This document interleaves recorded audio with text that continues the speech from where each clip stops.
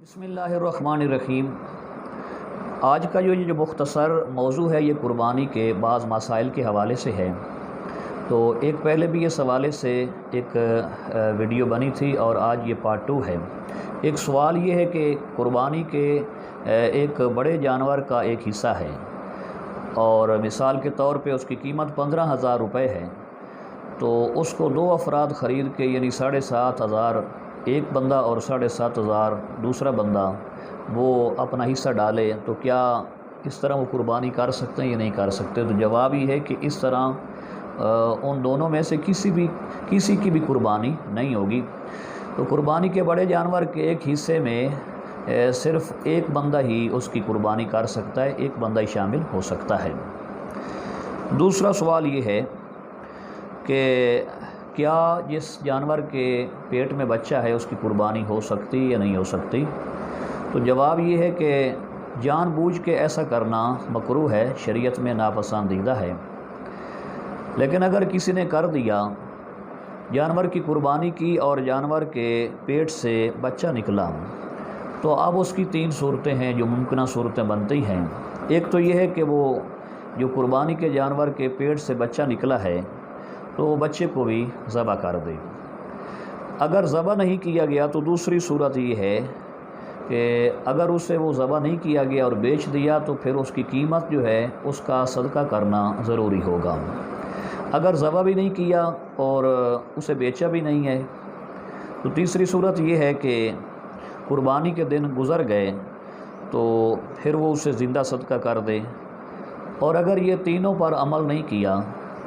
تو آئندہ سال اگر قربانی کے دن آ گئے تو قربانی کے موقع پر اسی جانور کی اگر قربانی کرے گا تو اس جانور کی قربانی نہیں ہوگی، اور اگر کرے گا تو دوسری قربانی کرنا پڑے گی، کیونکہ یہ تو پچھلے جانور کی پچھلے سال کا جو قربانی کا جانور ہے اس کا بچہ ہے، یہ علیحدہ سے نہیں ہے۔ تو خلاصہ یہ ہوا کہ ایسا جانور کرے نہیں، اور اگر کر لیا تو قربانی ہو جائے گی، اس کے بچے کو ذبح کر دے یا اس کی قیمت صدقہ کر دے یا اسے زندہ صدقہ کر دے۔ اسی طرح پتہ ہی نہیں ہے قربانی کا جانور خریدا اور ابھی تک قربانی کے دن نہیں آئے اور قربانی کے اس جانور نے بچے کو جنم دیا، تو اس کے لیے یہ ہے کہ اسے بچے کو ذبح کرے اور اس کا گوشت کھانا جو ہے وہ جائز ہے، اور اگر بچہ مردہ ہے پھر اسے پھینک دیا جائے گا، ظاہر ہے اس کا گوشت نہیں کھایا جائے گا۔ اسی طرح سوال یہ ہے کہ قربانی کے جانور کی جو رسی ہے اوپر جو اس کے کپڑا ڈالا جاتا ہے جسے جھول کہا جاتا ہے، یا اس کے گلے کے گھنگرو ہیں، گھنٹیاں وغیرہ، یعنی جو بھی ڈیکوریشن کا اس کا یا اس کی ضرورت کا جو سامان تھا تو اس کا کیا کیا جائے؟ تو جواب یہ ہے کہ قربانی کے جانور کی رسی یا گھنگرو یا اس کی جھول یا جو بھی اس کے گلے کا پٹا وغیرہ، تو اس کا صدقہ کرنا جو ہے وہ اسی طرح لازم ہے جس طرح قربانی کے جانور کی کھال جو ہے وہ صدقہ کی جاتی ہے۔ تو یہ ایک بڑی واضح سی بات ہے کہ ہزاروں روپے یا لاکھوں روپے کا جانور وہ تو قربانی کرنے والا خرید لے، لیکن چند روپے کی یا چند 100 کی وہ جو اوپر اشیاء ہیں جیسے یہ جھول ہے، رسی ہے، پٹا ہے، گھنگرو وغیرہ، تو پھر اس کے حوالے سے کوئی اپنی قربانی میں کیوں نقص پیدا کرے، کیوں کمی پیدا کرے؟ تو جہاں ہزاروں اور لاکھوں روپے کی قربانی کر رہا ہے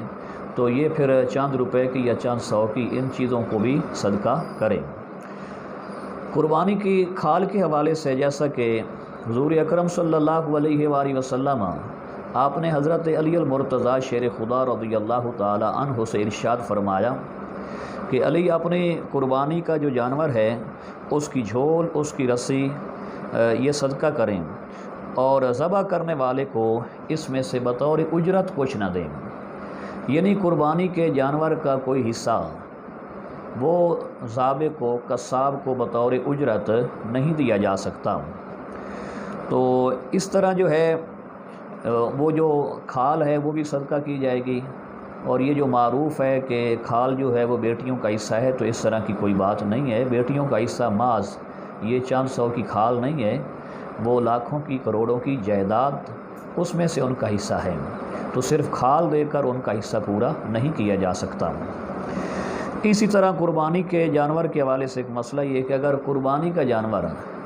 وہ قربان گاہ کی طرف لے کے جا رہے تھے اور وہاں قربانی کرنے لگے تو جانور اچھلا کودا اور اس کا کوئی بازو ٹوٹ گیا، تو اب چونکہ وہ قربانی اس کی جا رہی ہے تو اس کا کوئی بازو ٹوٹ گیا، تو اس صورت میں وہ عیب کاؤنٹ نہیں ہوگا، اسے عیب شمار نہیں کیا جائے گا، چونکہ اب تو وہ عمل شروع ہو چکا ہے جسے قربانی کہتے ہیں۔ اسی طرح جو ہے ایک اور سوال یہ ہے کہ کیا قربانی کے جانور کی جو چربی ہے یا گوشت اس کو بیچا جا سکتا ہے یا نہیں؟ تو قربانی کے جانور کی چربی ہے یا گوشت ہے اس کو نہیں بیچا جا سکتا، اور اگر کوئی بیچے تو اس کی قیمت جو ہے وہ صدقہ کرنا واجب ہوگی۔ چربی یا تو خود کھائے، گوشت خود کھائے، یا جو شریعت کا حکم ہے ایک حصہ گھر میں رکھے، ایک رشتہ داروں کے لیے، ایک فقراء مساکین کے لیے، غرباء کے لیے، تو یہ ہے۔